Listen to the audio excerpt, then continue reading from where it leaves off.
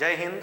मैं पुरुषोत्तम कुमार आप सभी के अपने YouTube चैनल यूथ सफलता एक्सप्रेस पर सभी लोगों का स्वागत करता हूं। आइए आज हम लोग मैथ रीजनिंग का सेट नंबर 14 है ना, सेट नंबर 14 पर विचार करेंगे। देखिए सेट नंबर 14 का क्वेश्चन नंबर पहला है ना। देखिए क्वेश्चन नंबर पहला क्या कहता है। कहता है कि 5 आदमियों का औसत वजन 3 किलोग्राम बढ़ जाता है। कब?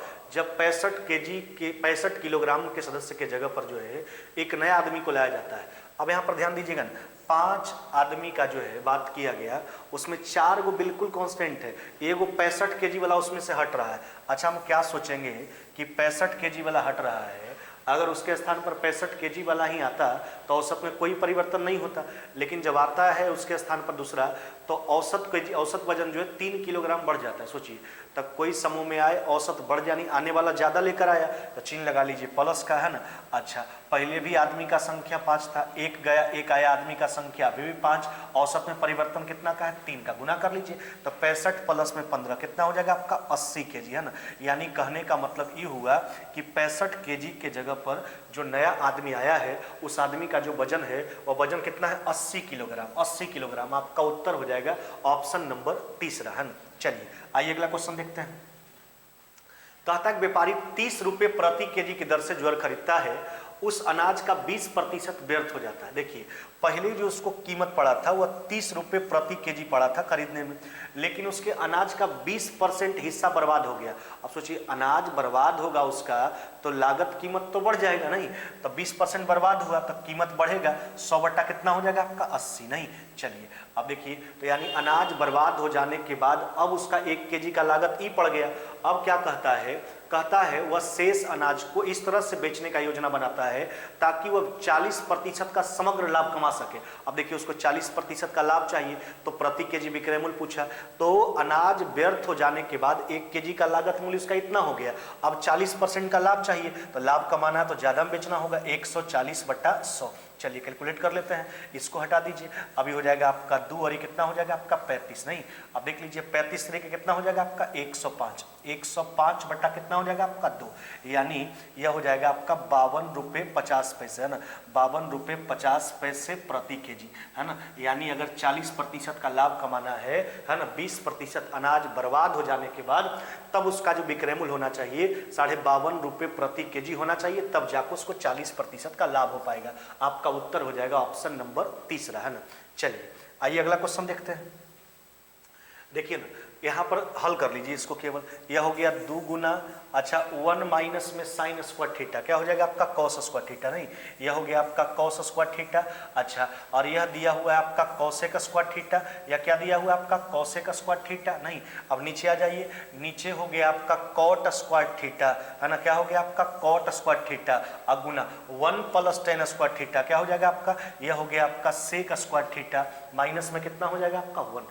अब यहाँ पर ध्यान दीजिएगा, अच्छा कॉट को जब हम तोड़ेंगे तो क्या लिखिएगा, कॉट स्क्वायर थीटा को कॉस स्क्वायर थीटा बटा साइन स्क्वायर थीटा, और इसको लिखेंगे 1 बटा कॉस स्क्वायर थीटा, तो इसका कॉस और इसका कॉस कट जाएगा तो 1 बटा साइन बचेगा। यानी कहने का मतलब ये दोनों जब आपस में गुना होगा कॉट स्क्वायर थीटा और सेक स्क्वायर थीटा तो वह बन जाएगा cosec square theta. Cosec square theta से कॉसेक स्क्वायर थीटा काट लीजिए।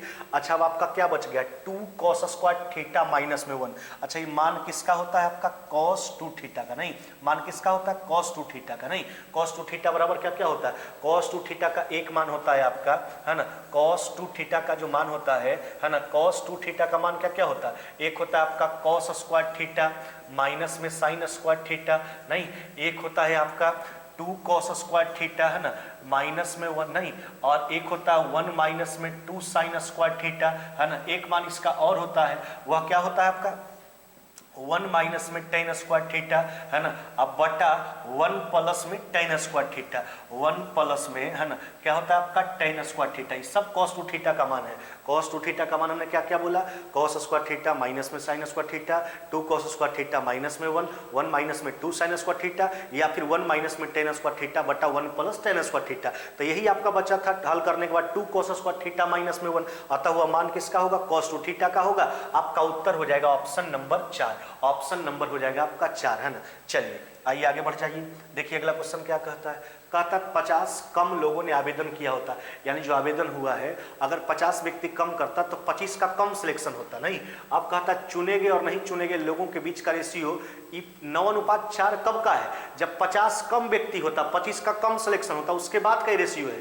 यदि चुने गए और नहीं चुने गए लोगों के बीच का रेशियो जो है वह 2:1। देखिए तो वास्तविकता में जिसका सिलेक्शन हुआ है और जिसका सिलेक्शन नहीं हुआ है वैसे लोगों के बीच का रेशियो कितना, 2:1। अब क्या कहता है, कहता अगर 50 व्यक्ति कम आवेदन किया होता तो 25 का कम सिलेक्शन होता। देखिए 50 गो आदमी घट रहा है, तो 50 गो आदमी जब घट रहा है तो उसमें 25 गो सिलेक्शन वाला में घट रहा है, तब 25 गो घटेगा जिसका सिलेक्शन नहीं उसमें, यानी दोनों में 25-25 घटेगा। 50 व्यक्ति घट रहा है जिसमें कहता है 25 गो सिलेक्शन वाला घटा, तब 25 गो बिना सिलेक्शन वाला घटा होगा। तो जब दोनों में 25-25 घट जाता है तब रेशियो हो जाता है 9:, कितना हो जाता है, 4। देखिए दोनों में समान राशि घट रहा है, ऐसे स्थिति में अंतर को बराबर करते हैं। यहाँ अंतर 1 का है, यहाँ अंतर कितना का है आपका, 5 का। नहीं, इसमें केवल 5 से जो है सके गुना कर लीजिए। चलिए इसमें हम 5 से गुना कर लेते हैं। अब देखिए ना, तो घट रहा है आपका 25-25, नहीं यूनिट के रूप में कितना घटा, 10 से 9 1 यूनिट। इधर भी वही बात होगा, 5 से हुआ 4 1 यूनिट, यानी घटा है जो वह 25 व्यक्ति घटा है जो 1 यूनिट का मान है। नहीं, अब हमसे कहता क्या है, कहता कितने लोगों ने आवेदन किया था, यानी पहले वाला पूछा गया वास्तविक, तो ये हो गया आपका 10 अब प्लस में 5 कितना हो जाएगा, 15 यूनिट, यानी 300 कितना हो जाएगा आपका, 75, 375, यानी 375 व्यक्ति टोटल जो है आवेदन किया था। आपका उत्तर हो जाएगा ऑप्शन नंबर क्या हो जाएगा आपका, तीसरा, है ना। ऑप्शन नंबर हो जाएगा आपका तीसरा, है ना। चलिए आइए आगे बढ़ जाइए, देखिए अगला क्वेश्चन क्या कहता है। देखिए P का मान आपको दिया गया है 7 प्लस में 4√3, कहता है PQ = 1, है ना। अब कहता 1/P², ध्यान दीजिएगा। अच्छा, जो आपको व्यंजक का मान बताना है वह है 1/P², ध्यान देना इधर। अब प्लस में 1/ क्या है आपका, Q²। अच्छा सोचिए, तो इसका मान आप क्या लिखिएगा, यह हो जाएगा आपका P² इंटू क्या हो जाएगा आपका Q², और यहाँ भी Q² प्लस P², यानी कहने का मतलब P² प्लस में Q², है ना, यही बात है। अब देखिए इसको और भी कैलकुलेट कर सकते हैं आप, इसको आप लिख सकते हैं P + Q का होल स्क्वायर। नहीं, अब माइनस में क्या लिख सकते हैं, 2PQ, है ना। अब नीचे आ जाइए, अब बटा हो गया आपका P² × Q², नहीं क्या हो गया आपका P² × Q², P² × Q², है ना। अब देखिए तो हमको जो मान निकालना था 1/P² प्लस में 1/Q² का, तो हमने उसको हल किया तो आ गया P + Q का होल स्क्वायर माइनस में 2PQ, अब बटा P² × Q²। अब देखिए हमको जरूरत है P + Q का और P × Q का, तो अब हम पहले जो है हम निकाल लेते हैं इसमें से P + Q। देखिए तब P का जो मान आपका दिया गया है वह दिया 7 प्लस में कितना दिया गया, 4√3, नहीं। अच्छा सोचिए Q बराबर, सोचिए P × Q = 1, अतः Q = 1/P, है ना। तो 1/Q जो है P का उल्टा, तो हो जाएगा 1/7 प्लस में 4√3, नहीं। इसका प्रमेयकरण कीजिए, रैशनलाइज कीजिएगा, तो हो जाएगा ऊपर 7 माइनस में 4√3, नीचे A + B × A - B होगा, 49 में से 48 चला जाएगा, 1 बचेगा, नहीं। चलिए अब यहाँ से दोनों को जोड़ लीजिए, तो दोनों को जोड़िएगा, आप सोचिए ना, तो 4√3 प्लस में माइनस में कट जाएगा, 7 और 7 कितना हो जाएगा आपका 14, तो P + Q का मान कितना हो गया, 14। अब देखिए जो हमने हल किया है, जिस व्यंजक का मान पूछा गया था, जब हमने उसको हल किया था तो मान आया था इस रूप में। अब यहाँ पर मान का जो है इसके प्रयोग कर लेंगे। देखिए तब P + Q का मान कितना आ गया आपका 14, नहीं, यह हो गया 14 का स्क्वायर।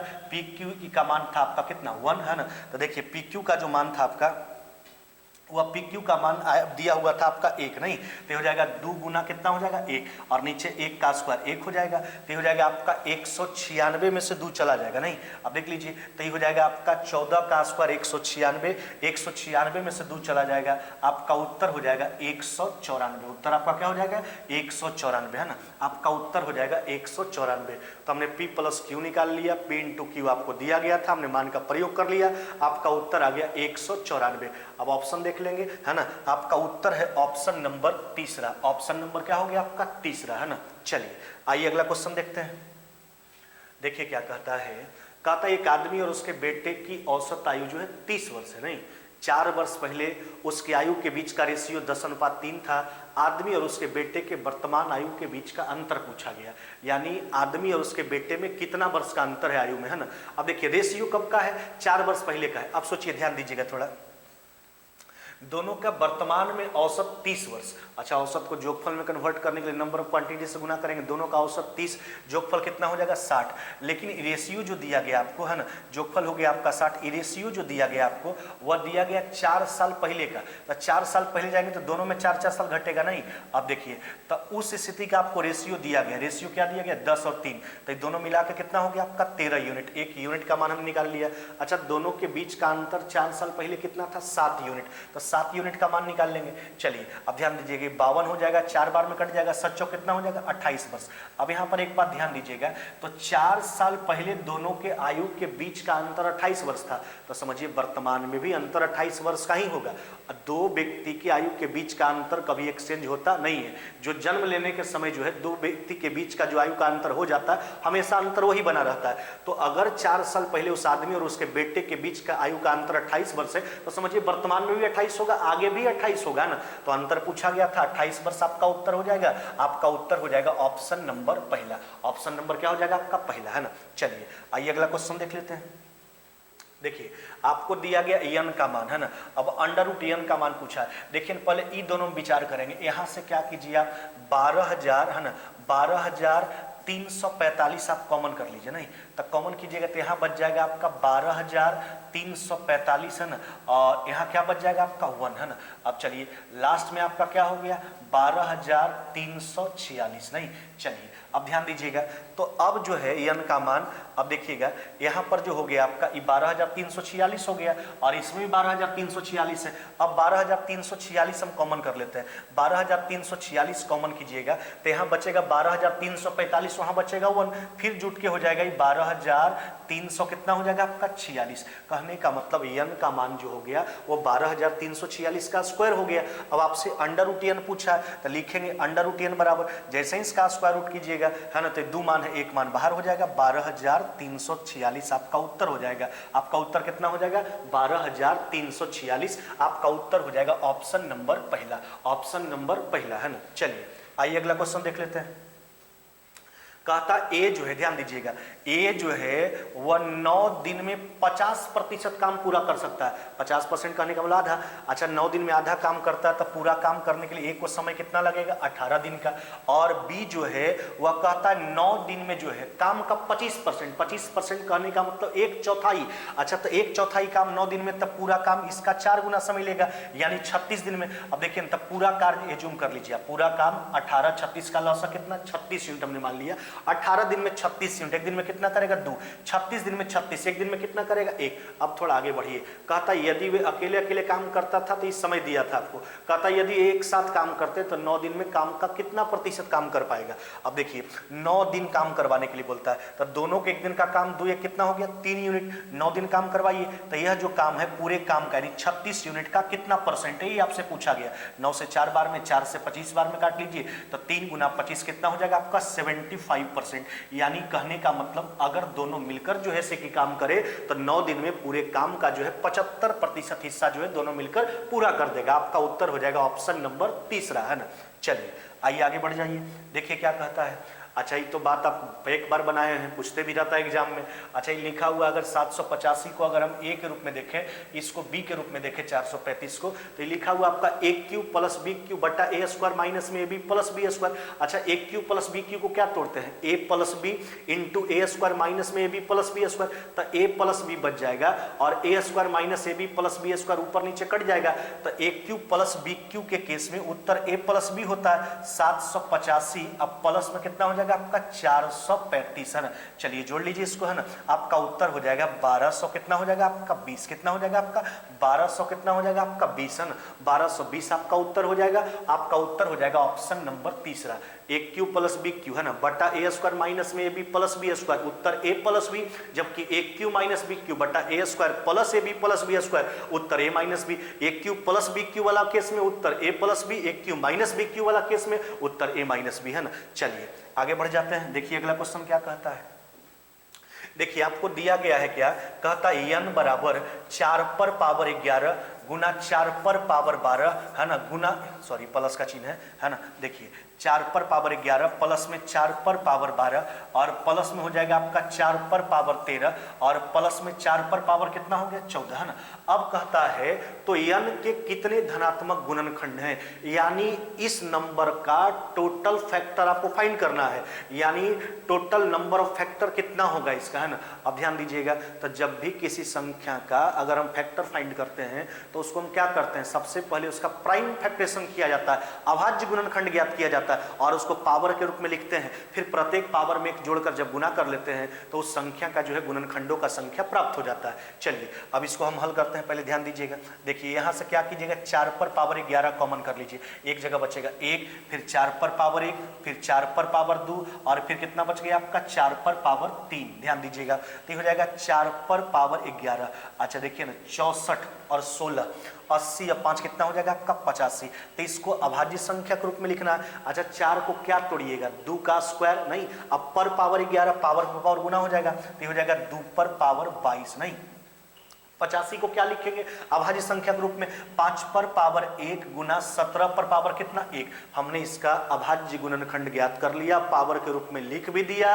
अब प्रत्येक पावर में केवल एक जोड़कर गुना कर लेना है। देखिए पहला पावर कितना आया, पहला पावर 22, एक जोड़ेंगे कितना 23, दूसरा पावर जो आया आपका 1, एक जोड़ेंगे 2, तीसरा पावर आया 1, एक जोड़ेंगे 2। अच्छा 23 का कितना हो जाएगा आपका 92, 92, यानी इस संख्या का टोटल नंबर ऑफ फैक्टर जो होगा वह कितना हो जाएगा आपका 92। आपका उत्तर हो जाएगा ऑप्शन नंबर ए, है ना। तो जब भी आपको किसी संख्या का टोटल नंबर फैक्टर फाइंड करना होता है तो सबसे पहले उसका प्राइम फैक्टरेशन कीजिए, पावर के रूप में लिखिए, फिर प्रत्येक पावर में एक बढ़ा के गुना कर लीजिए, उसके गुणनखंडों का संख्या प्राप्त हो जाएगा, आपका उत्तर हो जाएगा यहाँ पर ऑप्शन नंबर ए। चलिए आगे बढ़ जाते हैं, देखिए क्या कहता है। कहता है पाइप ए जो है, ध्यान दीजिएगा, पाइप ए जो है वह किसी टंकी को 8 घंटा में भरता है और बी जो है वह कितना घंटा में भरता है 6 घंटा में। टंकी का एफिशिएंसी देख लीजिए कितना हो जाएगा आपका 8 और 6 का लसा कितना 24। 8 घंटा में 24 यूनिट 1 घंटा में कितना भरेगा 3, 6 घंटा में 24 यूनिट 1 घंटा में कितना भरेगा 4। अब कहता क्या है, पाइप ए से शुरुआत कर उन्हें बारी बारी से 1 घंटा के लिए खोला जाता है, अल्टरनेट काम कर रहा है। 1 घंटा ए पाइप काम किया, फिर दूसरा घंटा बी काम किया, तब कहता है टैंक भरने में कितना समय लगेगा। देखिए टैंक भरना है तो पूरा 24 मिनट आपको काम करवाना पड़ेगा। अब देखिए 1 घंटा ए से करवाइएगा, 1 घंटा बी से करवाइएगा, तो दोनों के 1 घंटा का काम 3 4 कितना 7, 7 से भाग लगाइए, 17 कितना हो जाएगा आपका 21। अभी भी पूरा टंकी नहीं भरा, 3 यूनिट काम आपका बचा हुआ है। अब देखिए तो 2 घंटा काम से भाग नहीं है तो समय 2 घंटा के रूप में 2 से गुना कीजिए, घंटा के रूप में आएगा। 6 घंटा का समय लगा है, अभी भी 3 यूनिट काम बचा हुआ है। तो जैसे सीरीज आप चालू किए थे, काम करवाना ए से चालू किए थे, बी पर लास्ट हुआ, तो फिर जो बचा हुआ काम है उसका शुरुआत ए के द्वारा ही करवाना पड़ेगा।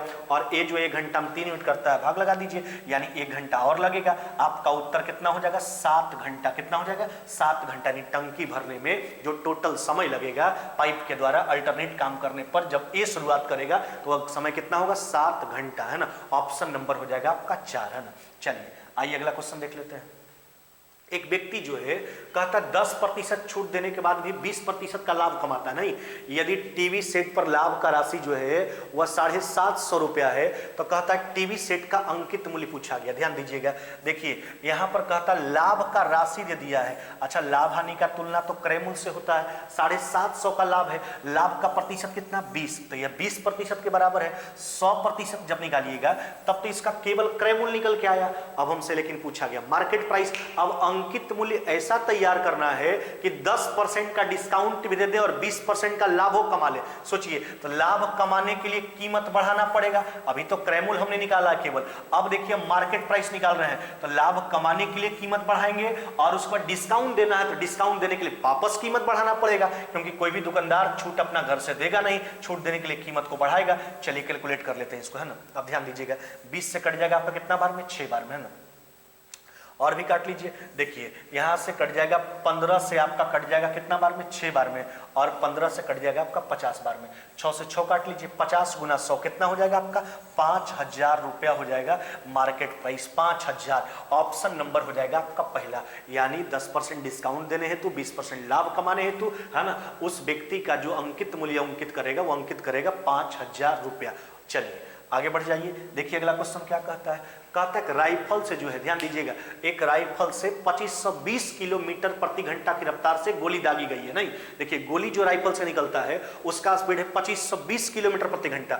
अब क्या कहता है, वह 0.2 सेकंड के बाद लक्ष्य को हिट कर जाता है। वह गोली जो है जहां उसका लक्ष्य है उसको 0.2 सेकंड में हिट कर गया जाके, है ना, यानी लक्ष्य अपना पा लिया हुआ है ना, जहां उसको जाना था गोली को वहां पहुंच गया। तो कहता राइफल से लक्ष्य कितना दूर है, यानी गोली जितना दूर तय किया 0.2 सेकंड में उतना दूर लक्ष्य है राइफल से। अब देखिए तो डिस्टेंस निकालना है, वो भी मीटर में बताना है। देखिए तो उसका स्पीड 2520 किलोमीटर प्रति घंटा। अच्छा, किलोमीटर प्रति घंटा को मीटर प्रति सेकंड में एक्सचेंज करने के लिए हम क्या करते हैं, 5/18 से गुना करते हैं। चलिए मीटर प्रति सेकंड में आया। अब कहता है गोली 0.2 सेकंड में कितना दूरी तय करेगा, 0.2 से गुना कर लीजिए, दशमलव इसका हटा दीजिए, शून्य काट के 2 से काट लीजिए, कितना बार में, 9 बार में, 9 से काट लेते हैं, 9 दूना 18, 28 बार में कट जाएगा, 28 पच्चे 140। यानी कहने का मतलब है राइफल से जो डिस्टेंस था लक्ष्य का वह 140 मीटर था, है ना, 140 मीटर। आपका उत्तर हो जाएगा ऑप्शन नंबर दूसरा, है ना। चलिए आगे बढ़ जाइए,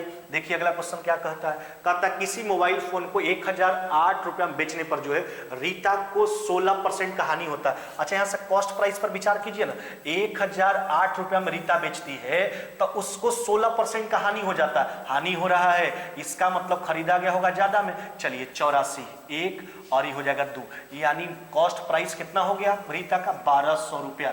अब क्या कहता है, अगर इसे 1500 रुपया में बेचने पर उसको कितना अब सोचिए, क्रेमुल अगर 1200 है, 1500 में बेचेगा तो उसको लाभ ही होगा। लाभ कितना का होगा, 300 का। कहां से, क्रेमुल कितना है उसका, 1200, यानी 300 जो है वो 1200 का कितना परसेंट, 4 से काट लीजिए 25 बार में, यानी 25% का प्रॉफिट हो जाएगा, 25% का। क्रेमुल 1200 आ गया था, अब बोला गया कि अगर उसको 1500 में बेचा जाए, यानी उस केस में 25% का लाभ हो जाएगा। आपका उत्तर हो जाएगा पहला नंबर ऑप्शन, है ना। चलिए आगे बढ़ जाते हैं, देखिए अगला क्वेश्चन क्या कहता है। कहता राधा की वर्तमान आयु रेखा की 4 वर्ष पहले की आयु के दुगने से 6 वर्ष कम।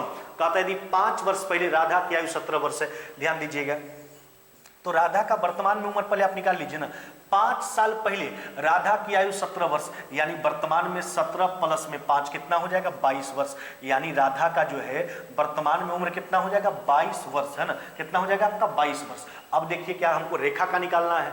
अब राधा की वर्तमान आयु यानी 22 साल जो है, क्या बोला है इसके बारे में, कहता है रेखा की 4 वर्ष पहले। अब देखिए रेखा का आयु नहीं मालूम है, इसको नाम से ही लिख देते हैं, रेखा का 4 वर्ष पहले की आयु का, है ना, दुगना से जो है कहता 6 वर्ष कम है। यही राधा का जो उम्र है, रेखा का 4 साल पहले की उम्र के दुगना से 6 वर्ष कम। इसको इधर भेजिए ना, तो हो जाएगा आपका 28, है ना, बराबर में हो जाएगा आपका रेखा माइनस में 4 इंटू कितना हो जाएगा 2। चलिए 2 से काट लीजिए, इसको कट जाएगा 14 बार में। अब माइनस में 4 जोड़ देंगे, है ना, तो रेखा का जो उम्र हो जाएगा, है ना, रेखा का जो उम्र होगा वह होगा 14 प्लस में 4 कितना हो जाएगा आपका 18 वर्ष। कितना हो जाएगा 18 वर्ष। 18 वर्ष आपका उत्तर हो जाएगा, ऑप्शन नंबर हो जाएगा आपका 4। ऑप्शन नंबर क्या हो जाएगा आपका 4, है ना। चलिए आगे बढ़ जाइए, देखिए अगला क्वेश्चन क्या कहता है। कहता यदि नैन्सी कहे एनी के पिता, नैन्सी बोल रही है, एनी के पिता रामपाल मेरे ससुर मार्क के एकमात्र पुत्र हैं। सोचिए, एनी के पिता रामपाल मेरे ससुर मार्क के एकमात्र पुत्र हैं। अब सोचिए, नैन्सी का ससुर मार्क, उसका एकमात्र पुत्र है रामपाल। इसका मतलब रामपाल जो है वह नैन्सी का क्या है, हस्बैंड है, नहीं। अच्छा, एनी जो है उसी का हो जाएगा पुत्र या पुत्री, है ना। अब देखिए क्या कहता है, तो बबली जो एनी की बहन है, बबली एनी की बहन, तो एनी तो रामपाल का पुत्र या पुत्री है ना। अब देखिए, तो बबली जो उसकी बहन कहता है, तो बबली जो एनी की बहन है, नहीं, मार्क से। अब सोचिए, तो मार्क तो एनी का दादा जी लगेगा, तो बबली का भी मार्क दादा लगेगा, तो बबली जो एनी की बहन है ना, तो इसका मतलब बबली जो है मार्क से पोती के रूप में संबंधित हो जाएगी। आपका उत्तर हो जाएगा ऑप्शन नंबर 4। ऑप्शन नंबर हो जाएगा आपका 4, है ना। चलिए आगे बढ़ जाइए, देखिए यहां पर जो कहता है, यदि कुछ कुट भाषा में नेचर को कोड किया PCVWTG से, नहीं, तो हमसे पूछा गया मंडे का। अच्छा देखिए ना क्या परिवर्तन हुआ, एन का स्थान हो गया आपका 14, पी का 16, ए का 1, सी का 3, यानी सब में दो क्या किया, जोड़ दिया, सब में दो बढ़ा दिया, हम भी दो बढ़ा देंगे। अच्छा, एम का स्थान कितना 13, और 13 में 2 बढ़ाइएगा तो कितना 15, 15 में स्थान किसका, ओ का स्थान 15 में 2 बढ़ाएंगे 17 में स्थान किसका, क्यू का, एन का स्थान 14, 14 में 2 बढ़ाएंगे क्या हो जाएगा 16, 16 में स्थान किसका पी का, डी का पोजीशन 4, 4 में 2 बढ़ाएंगे क्या हो जाएगा एफ, ए में 2 बढ़ाएंगे सी, और बाई में 2 बढ़ाएगा, 1 बढ़ाएगा तो जेड, और फिर 1 बढ़ाएंगे तो हो जाएगा आपका ए। अब देख लीजिए ऑप्शन में O Q P F C है ना, आपका उत्तर हो जाएगा ऑप्शन नंबर दूसरा है ना, ऑप्शन नंबर दूसरा है ना। चलिए आगे बढ़ जाइए, देखिए क्या कहता है, कहता रेखा जो है, ध्यान दीजिएगा अरेंजमेंट है, रेखा सुष्मिता से बड़ी, ध्यान दीजिएगा क्या कहता है, कहता रेखा जो है वह सुमिता है ना, सुमिता से बड़ी, सॉरी रेखा सुमिता से छोटी है ना, रेखा जो है वह सुमिता से छोटी नहीं। अब देखिए रेखा जो है वह सुमिता से क्या है, रेखा सुमिता से छोटी है ना, किंतु रीना से क्या है बड़ी है। अब देखिए ना रीना से क्या है बड़ी है, रीना से बड़ी है। अब आगे रीना जो है गायत्री से बड़ी है, रीना किससे बड़ी है गायत्री से, रीना जो है गायत्री से बड़ी है। आगे देखते हैं शर्मिला रीना से बड़ी किंतु रेखा से छोटी। अब सोचिए शर्मिला का पोजीशन इन दोनों के बीच में, यहाँ पर शर्मिला हो जाएगी। अब हमसे पूछा क्या है, ई देखिए कहता है इन सब में सबसे छोटी कौन है, सबसे छोटी नीचे गायत्री है ना। आपका उत्तर हो जाएगा ऑप्शन नंबर क्या हो जाएगा आपका 4, ऑप्शन नंबर हो जाएगा आपका 4 है ना। चलिए आगे बढ़ जाइए, देखिए अगला क्वेश्चन क्या कहता है, देखिए कहता है 5 लड़की उत्तर की ओर मुख करके बैठी है ना। अब देखिए कहता है क्या, नीता कनक और पीहू के बीच में बैठी है। सबसे पहले लेफ्ट राइट वाला स्टेटमेंट, पूजा पीहू के एकदम दाहिनी ओर, ध्यान दीजिएगा पूजा जो है, ध्यान देना पूजा जो है वह पीहू के है ना, देखिए क्या बोली है, पूजा जो है वह पीहू के एकदम दाहिनी तरफ है ना, उत्तर की ओर मुंह है, दाया इधर हो जाएगा। और एक बात जो हमने छोड़ा, और तो कुछ आगे दिया नहीं गया है, कहा था नीता कनक और पीहू के बीच में, तो उधर तो जगह है नहीं, तो नीता कनक और पीहू के बीच में, कनक और पीहू के बीच में 4 लड़की का तो अरेंजमेंट हो चुका है। लेकिन कहता लास्ट में क्या है, कनक अंतिम छोर पर नहीं बैठी है, इसका मतलब एक लड़की जो बची है इधर होगी, और उस लड़की का चर्चा तो किया नहीं गया है। अब देखिए हमसे पूछा क्या गया, कहता मध्य में कौन बैठा है, तो मध्य वाला तो आप उत्तर दे सकते हैं ना, उधर कोई नहीं होगा। एक लड़की का जो भी नाम यहाँ पर नहीं आया है वो लड़की जो है कनक के बाईं ओर होगी, लेकिन बीच वाला तो हमको फाइंड हो चुका है।